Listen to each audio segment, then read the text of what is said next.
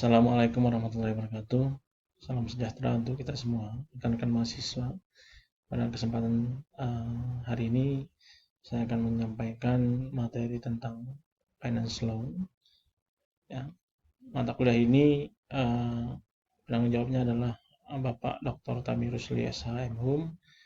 Selain itu ada juga Ibu Yulia Hesti SHMH dan saya sendiri adalah Ansori SHMH.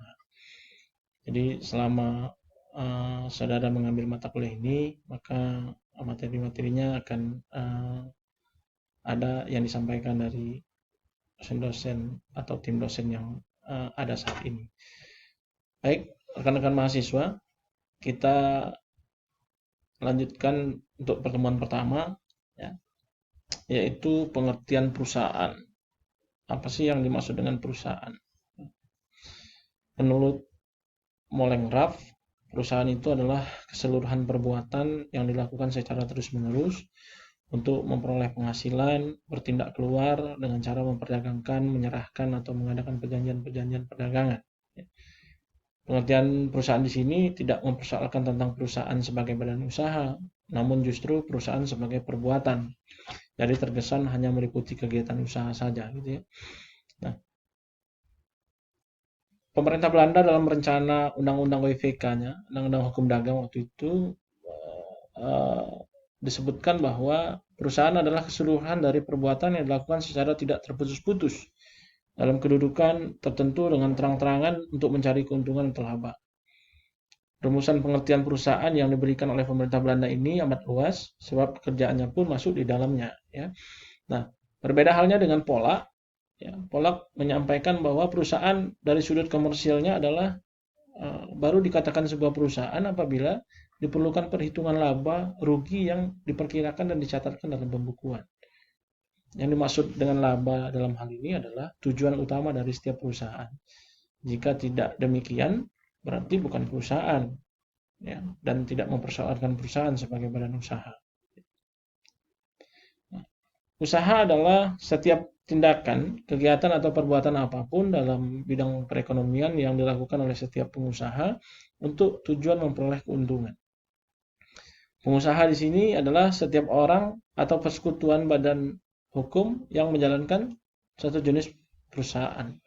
Sehingga perusahaan dapat berarti bahwa badan usaha yang menjalankan kegiatan di bidang perekonomian, baik keuangan, industri, dan perdagangan, yang dilakukan secara terus-menerus atau teratur dengan terang-terangan dan dengan tujuan memperoleh keuntungan. Ya.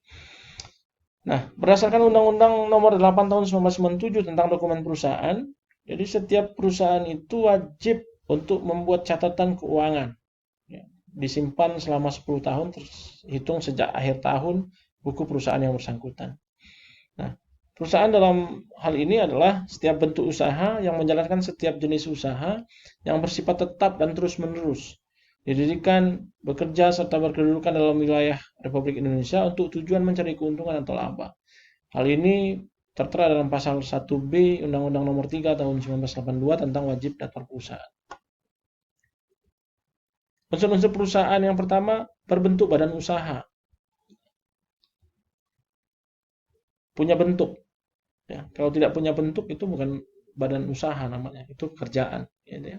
Nah, badan usaha yang menjalankan kegiatan usaha dalam bidang perekonomian itu secara hukum harus memenuhi bentuk hukum tertentu, seperti organisasi atau perusahaan dagang, persekutuan perdata, firma gitu ya, persekutuan komanditer, CP, perseroan terbatas, PT, misalkan perusahaan umum, perusahaan perseroan dan koperasi, itu bentuk badan usaha.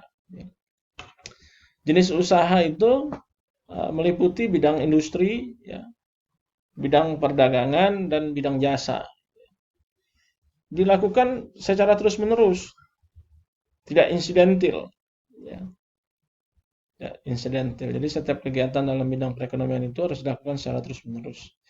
Nah, artinya kegiatan itu tidak boleh berhenti pada satu titik tertentu, kecuali kemudian habis masa waktu berlakunya. Nah, yang berikutnya adalah dilakukan dengan terang-terangan. Terang-terangan ini jelas legalitasnya, jelas tempat usahanya, jelas alamat domisili dan lain sebagainya. Ya. Keuntungan, ya. Keuntungan ini menjadi tujuan dari adanya sebuah perusahaan. Keuntungan dalam artian bahwa usaha yang kita geluti, usaha yang kita uh, gandrungi itu kemudian bisa memberikan pemasukan tambahan, gitu ya, di luar dari biaya-biaya produksi dan biaya-biaya lainnya, gitu ya. Dan yang paling penting adalah pembukuan. Jadi dalam sebuah perusahaan itu harus ada pembukuannya sehingga bisa terlihat bahwa rugi laba dan neraca aktif pasifnya itu bisa kita nilai apakah ini perusahaan berkembang atau tidak. Istilah perseroan terbatas terdiri dua kata, ya, yaitu perseroan dan terbatas. Perseroan itu merujuk kepada modal perseroan terbatas yang terdiri dari sero-sero atau saham-saham. Terbatas merujuk kepada tanggung jawab pemegang saham yang luasnya hanya terbatas pada nilai nominal semua saham yang dimilikinya. Nah, ini pasal 1 angka 1 Undang-Undang Nomor 40 tahun 2007 tentang perseroan terbatas. Ya, perseroan terbatas yang selanjutnya disebut perseroan adalah badan hukum yang merupakan persekutuan modal, didirikan berdasarkan perjanjian, melakukan kegiatan usaha dengan modal dasar yang seluruhnya terbagi dalam saham-saham dan memenuhi persyaratan yang ditetapkan dalam undang-undang ini serta peraturan pelaksana. Ya, jadi perseroan terbatas itu adalah badan hukum, modalnya terdiri dari saham-saham, memenuhi syarat undang-undang dalam pendiriannya, ya, merupakan persekutuan modal, didirikan berdasarkan perjanjian, dan melakukan kegiatan usaha yang jelas, yang terang, yang nyata, yang diperkenankan, yang diperbolehkan, ya. Bentuk hukum perusahaan pembiayaan yang pertama, PT sebagai badan hukum. Sejak diberlakukan Kitab Undang-Undang Hukum Dagang di Indonesia pada tahun 1848, dasar yuridis yang modern sudah ada, yaitu pasal 36 sampai dengan pasal 56 KUH Dagang. Sejak itu banyak PT yang berdiri, ya. Namun pada saat ini sudah berlaku undang-undang yang baru, yakni Undang-Undang Nomor 40 tahun 2007 tentang perusahaan terbatas yang menggantikan undang-undang yang sebelumnya, gitu ya. Badan hukum di sini adalah suatu badan yang dapat memiliki hak-hak dan kewajiban untuk melakukan suatu perbuatan seperti manusia, gitu ya. Nah, badan hukum merupakan rekayasa manusia untuk membentuk suatu badan yang memiliki status kedudukan dan kewenangan yang sama seperti manusia.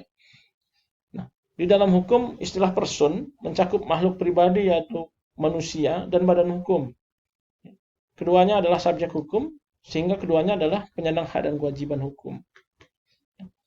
Oleh karenanya badan hukum adalah subjek, maka ia merupakan badan yang independen dan mandiri dari pendiri, anggota, atau penanaman modal badan tersebut. Yang berikutnya adalah koperasi sebagai badan hukum. Koperasi berasal dari bahasa Inggris cooperation yang berarti usaha bersama. Koperasi ini, ya, sebagaimana dalam Undang-Undang Dasar 1945, bagaimana kita harus membangun usaha secara bersama, ya, meliputi kebersamaan, sehingga koperasi itu merupakan badan hukum yang didirikan oleh orang perorangan dan badan hukum koperasi dengan pemisahan kekayaan para anggotanya sebagai modal. Dia menjalankan usaha yang memenuhi aspirasi dan kebutuhan bersama, ya, karena merupakan kegiatan bersama, gitu ya, sesuai dengan nilai dan prinsip koperasi. Dasar hukumnya adalah pasal 33 Undang-Undang Dasar 1945, dan yang terakhir adalah Undang-Undang Nomor 17 tahun 2012, di mana koperasi itu didefinisikan adalah badan hukum yang didirikan oleh orang perseorangan, badan hukum koperasi dengan pemisahan harta kekayaan, sebagaimana tadi yang sudah dijelaskan di depan, ya. Ini gambaran kegiatan perusahaan pembiayaan di Indonesia, ya. Lembaga keuangan sebagai pendorong ini tumbuh dan berkembang, ya, sesuai dengan perkembangan zaman. Perusahaan pembiayaan sebagai penggerak sektor real dan sektor keuangan dengan melakukan kegiatan pembiayaan turut berperan aktif dalam perekonomian Indonesia saat ini ya. Dan ini juga sangat dirasakan oleh masyarakat ya keberadaannya. Nah, oleh karenanya bagi rekan-rekan mahasiswa yang kemudian memiliki jiwa uh, bisnis atau kemudian memiliki jiwa-jiwa yang suka dengan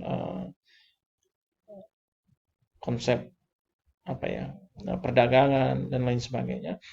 Nah, harapannya bahwa rekan-rekan mahasiswa sudah mulai memahami kalau kemudian memiliki cita-cita atau memiliki keinginan untuk saya ingin berwira swasta misalkan ya, atau kemudian membuka kantor ya, yang bergelut di perusahaan, maka saudara harus lebih memahami apa yang dimaksud dengan perusahaan, bagaimana berdirinya sebuah perusahaan, terus kemudian apa yang dibutuhkan untuk mendirikan sebuah perusahaan, modalnya harus berapa dan lain sebagainya, ini harus dipelajari dengan catatan bahwa badan hukumnya jelas ya, terang-terangan kegiatannya, tidak bertentangan dengan hukum, tidak bertentangan dengan ketertiban masyarakat dan kesusilaan. Pada prinsipnya apa saja yang kita lakukan untuk kemudian menunjang perekonomian itu diperkenankan oleh pemerintah. Mungkin itu rekan-rekan mahasiswa untuk kesempatan pada hari ini, dan saya akhiri wabillahi taufiq wal hidayah. Wassalamualaikum warahmatullahi wabarakatuh.